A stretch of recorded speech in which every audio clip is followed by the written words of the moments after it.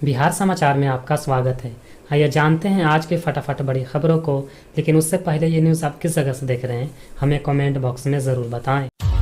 बिहार के 4 विधानसभा सीट तरारी, बेलागंज, इमामगंज और रामगढ़ में उपचुनाव के लिए वोटिंग हुई।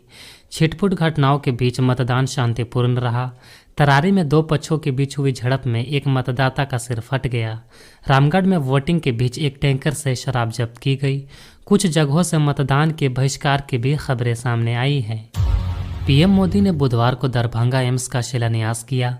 उन्होंने बिहार को कुल 12,000 करोड़ की परियोजनाओं की सौगात दी। इस दौरान 3 रेलवे स्टेशन समेत दरभंगा रेलवे बाईपास का भी लोकार्पण किया। उन्होंने मंच से शारदा सिन्हा को श्रद्धांजलि दी। साथ ही सीएम नीतीश कुमार की तारीफ करते हुए बोले, इनसे पहले बिहार में किसी को गरीबों की चिंता नहीं थी। सीएम नीतीश कुमार ने एक बार फिर पीएम मोदी के पैर छुए। दरभंगा एम्स के शिलान्यास कार्यक्रम में उन्होंने दोनों हाथों से प्रधानमंत्री के पैर छूकर उन्हें प्रणाम किया। हालांकि इस दौरान मोदी उन्हें ऐसा करने से रोकते नजर आए।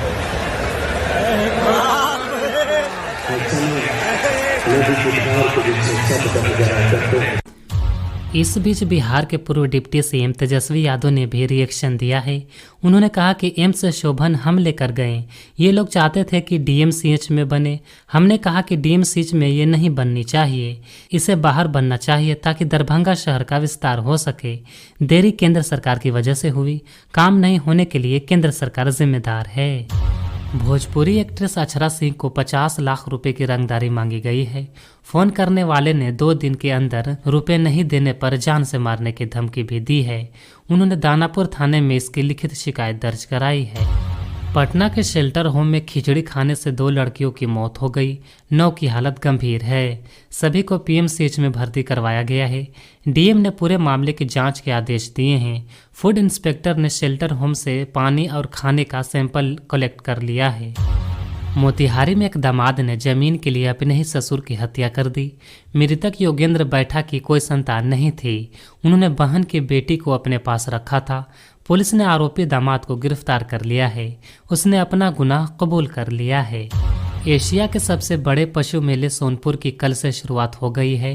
उप मुख्यमंत्री विजय सिन्हा और सम्राट चौधरी ने उद्घाटन किया। इस बार राजस्थान से लाया गया 11 लाख रुपए का घोड़ा आकर्षण का केंद्र बना हुआ है। बाहुबली अनंत सिंह भी अपने घोड़े बुलेट राजा के साथ यहां पहुंचने वाले हैं। सिवान में 2,000 रुपये चुराने के शक में भीड़ ने 2 महिला और एक लड़की की पिटाई कर दी। तीनों एक दुकान में सामान खरीदने के बहाने घुसी, जहां एक महिला के पर्स पर हाथ साफ कर दिया। पुलिस ने आरोपियों को हिरासत में ले लिया है। मामला टाउन थाना क्षेत्र स्थित सदर अस्पताल के पास का बताया जा रहा है। पूर्णिया के बनमनखी स्थित सनग्रीला इंग्लिश स्कूल में सोमवार देर रात अचानक आग लग गई। करीब 3 लाख रुपए का सामान जलकर खाक हो गया। अग्निशमन विभाग की 2 गाड़ियों ने घंटों मशक्कत के बाद किसी तरह आग पर काबू पाया। पटना के पटेल नगर स्थित शेल्टर होम में रह रही एक और लड़की की मौत इलाज के दौरान पीएमसीएच में हो गई। 7 नवंबर को खिचड़ी खाने के बाद यहां रहने वाली लड़कियों की तबीयत बिगड़ गई थी। एक लड़की की मौत घटना वाले दिन ही हो गई थी।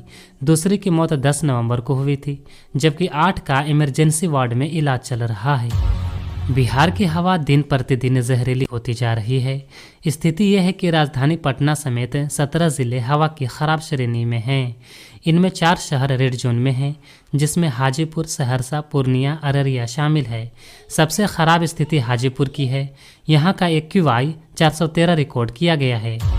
मौसम विज्ञान केंद्र के अनुसार अगले 24 से 48 घंटे के दौरान बिहार का मौसम सामान्य रहेगा। प्रदेश में पछुआ हवा चल रही है। अगले कुछ दिनों में मौसम में बदलाव की संभावना है। मौसम विज्ञान केंद्र के मौसम वैज्ञानिक के अनुसार पश्चिमी विक्षोभ के कारण पहाड़ी इलाकों में मौसम का मिजाज बदलेगा, जिससे प्रदेश के न्यूनतम तापमान में गिरावट की संभावना है। इस वजह से ठंड भी बढ़ सकती है। फिलहाल अधिकतम तापमान 30 से 32 और न्यूनतम तापमान 20 से 21 डिग्री सेल्सियस के बीच रहने की उम्मीद है। बिहटा में प्रस्तावित इंटरनेशनल एयरपोर्ट को लेकर जमीन अधिग्रहण का विरोध तेज हो गया है। बुधवार देर शाम कोहरम गांव में किसान मोर्चा के बैनर तले अहम बैठक हुई, जिसमें सैकड़ों लोग शामिल हुए। 17 नवंबर को सरकार के फैसले के खिलाफ मानव श्रृंखला बनाने का निर्णय लिया गया है। मीटिंग में मौजूद लोगों ने एक सुर में कहा कि जान दे देंगे लेकिन अपनी जमीन नहीं देंगे। अगर सरकार को जमीन लेना होगा तो हमारी लाशों पर से गुजरना होगा। सरकारी स्कूलों में पढ़ने वाले बच्चों और शिक्षकों के बेहतर संबंध बनाने को लेकर अब स्कूलों में बच्चों को उपनाम और रोल नंबर से नहीं बुलाया जाएगा। जिला शिक्षा पदाधिकारी संजय कुमार ने कहा कि कई बार शिक्षक क्लास में बच्चों को रोल नंबर या उनके टाइटल से बुलाते हैं। इससे बच्चों और शिक्षकों में अपमान की स्थिति स्थापित होता है। जब शिक्षक बच्चों को नाम से बुलाएंगे तो बच्चों को भी एहसास होगा कि शिक्षक उन्हें घर के सदस्यों की तरह ही बुला रहे हैं। भारत सरकार भगवान बिरसा मुंडा की 150वीं जयंती पर 150 रुपये का स्मारक सिक्का जारी करेगा। ये सिक्का शुद्ध चांदी का होगा और इसका वजन 40 ग्राम होगा। प्रधानमंत्री नरेंद्र मोदी 15 नवंबर को जनजातीय गौरव दिवस पर इसका अनावरण कर सकते हैं। ये सिक्का आदिवासी नेता बिरसा मुंडा के शौर्य और बलिदान की स्मृति को सहेजेगा। बिहार के मुख्यमंत्री नीतीश कुमार ने दरभंगा में प्रधानमंत्री नरेंद्र मोदी के पैर छूने के लिए नीचे झुकते नजर आए। अब इस पर राज्य के पूर्व डिप्टी सीएम तेजस्वी यादव ने तंज कसा है। तेजस्वी यादव ने कहा कि वो अफसरों के पैर पकड़ते ही हैं, प्रधानमंत्री का पैर पकड़ लिया तो कौन सी बड़ी बात हो गई। उन्होंने कहा कि जनता दल यूनाइटेड के अध्यक्ष हाल के दिनों में सभी के पैर पर गिर रहे हैं।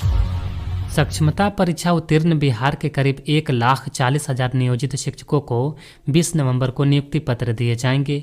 इस दिन मुख्यमंत्री नीतीश कुमार अपने हाथों से 200 से अधिक शिक्षकों को नियुक्ति पत्र सौंपेंगे। वहीं शेष शिक्षकों को उनके प्रखंडों में नियुक्ति पत्र दिए जाएंगे। नियुक्ति पत्र उन्हीं को दिया जाएगा जिनकी काउंसलिंग पूरी हो चुकी है। बिहार के पूर्व डिप्टी सीएम और विधानसभा में नेता प्रतिपक्ष तेजस्वी यादव ने नीतीश सरकार पर निशाना साधते हुए बेरोजगारी को सबसे बड़ा दुश्मन बताया है। उन्होंने कहा कि डबल इंजन की सरकार ने कुछ नहीं दिया। आज ग्रेजुएट नौजवान डिग्री लेकर नौकरी के लिए भटक रहे हैं। हमारी महागठबंधन की सरकार ने 17 महीने में 5 लाख को रोजगार दिया था। बिहार के एसएस उच्च विद्यालय इंटर कॉलेज में सोमवार से आयोजित परीक्षा के पहले दिन लगभग 100 छात्रों को स्कूल में प्रवेश नहीं मिला। ये सभी छात्र जींस पहनकर स्कूल पहुंचे थे। साथ ही इनकी उपस्थिति भी 75% से कम थी। अनुमति नहीं मिलने के बाद छात्रों ने हंगामा शुरू कर दिया, जिसके बाद प्रधानाध्यापक ने पुलिस बुला ली। छात्रों का आरोप था कि ड्रेस कोड के बारे में पहले से नहीं बताया गया था।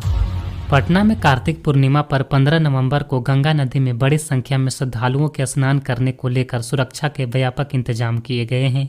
इसको लेकर 14 और 15 नवंबर को गंगा नदी सहित अन्य नदियों में नावों के परिचालन पर रोक लगाई गई है। दीघा घाट से गाय घाट तक एनडीआरएफ की 3 टीमें मोटर बोट, डीप गोताखोर और अन्य आवश्यक सामग्रियों सहित तैनात रहेंगी। बिहार के भभुआ जिले में धान की फसल की कटनी शुरू हो गई है। 15 नवंबर से धान की खरीदारी शुरू होने की संभावना है। प्रशासन फसल अवशेष जलाने से रोकने के लिए तत्पर है और किसानों को फसल अवशेष प्रबंधन के लिए जागरूक कर रहा है। कृषि विभाग किसानों को अनुदान पर कृषि यंत्र उपलब्ध करा रहे हैं।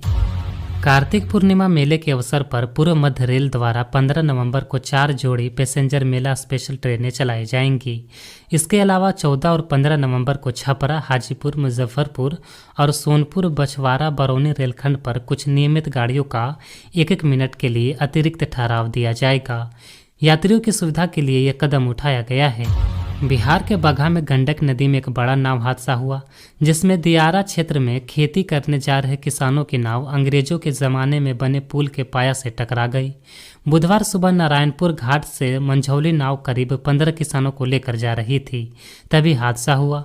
नाव टकराने के बाद 7 से 8 लोग नदी में डूब गए, जिनमें से अधिकांश ने तैरकर जान बचा ली। हालांकि 2 लोग अब भी लापता हैं।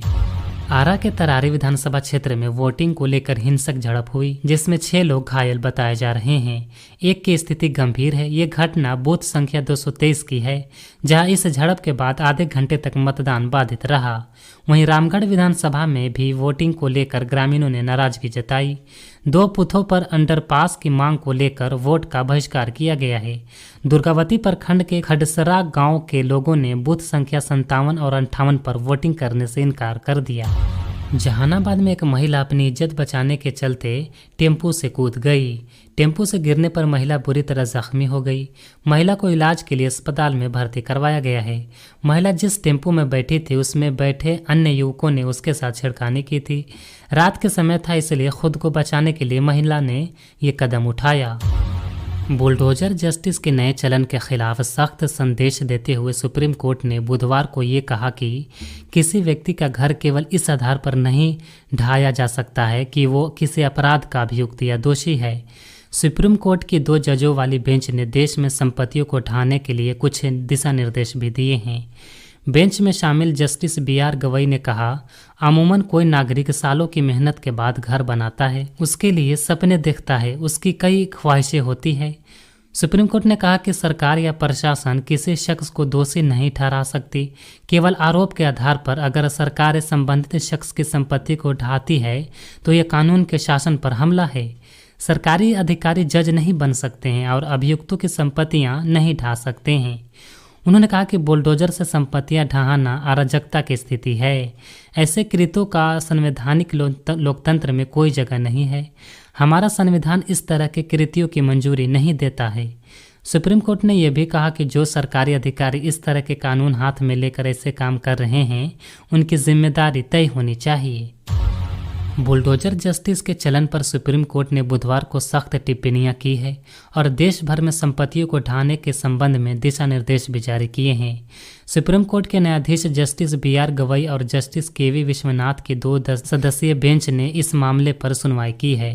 सुप्रीम कोर्ट ने कहा कि ऐसी स्थितियों से निपटने के लिए कुछ दिशा निर्देश का पालन होना चाहिए। किसी भी ढांचे को ढाने से पहले स्थानीय नगर निगम कानून के अनुसार या फिर कम से कम 15 दिन पहले नोटिस देना अनिवार्य है। इनमें से जो भी अवधि ज़्यादा होगी वो मान्य रहेगी। नोटिस किसी रजिस्टर अधिकारी के हवाले से ही जारी होनी चाहिए और इससे संबंधित संपत्ति पर भी चिपकाना अनिवार्य है। नोटिस में संपत्ति ढाने के कारण को विस्तार में बताना जरूरी होगा। पुरानी तारीख में नोटिस जारी करने से जुड़ी किसी भी शिकायत से बचने के लिए संपत्ति के मालिक या कब्जा करने वालों को नोटिस देने के फौरन बाद ही जिला कलेक्टर को सूचित करना होगा। आज से 3 महीने के अंदर हर नगर निगम या स्थानीय निकाय को एक डिजिटल पोर्टल बनाना होगा जिस पर सर्विस, नोटिस चिपकाने, जवाब और आदेश से जुड़े हर जानकारी अपलोड की जाएगी। अधिकारियों को उस व्यक्ति की शिकायतें भी सुननी होगी जिसकी संपत्ति पर कार्रवाई होनी है। इस मुलाकात को रिकॉर्ड में दर्ज करना होगा। संपत्ति के मालिक को आदेश पारित होने के 15 दिन के भीतर अवैध ढांचा खुद हटाने का या गिराने का मौका मिलना चाहिए, लेकिन ये उसी स्थिति में होना चाहिए जब आदेश पर रोक न लगी हो। संपत्ति ढाने की पूरी प्रक्रिया की वीडियोग्राफी होनी चाहिए और इसकी रिपोर्ट भी तैयार करनी होगी। ऊपर दिए गए किसी भी दिशा निर्देश का उल्लंघन अवमानना माना जाएगा। अगर संपत्ति ढाने की कार्रवाई को इन निर्देशों के अनुरूप नहीं पाया गया तो अधिकारियों को जिम्मेदार माना जाएगा और उन्हें निजी खर्च से संपत्ति दोबारा बनवानी होगी।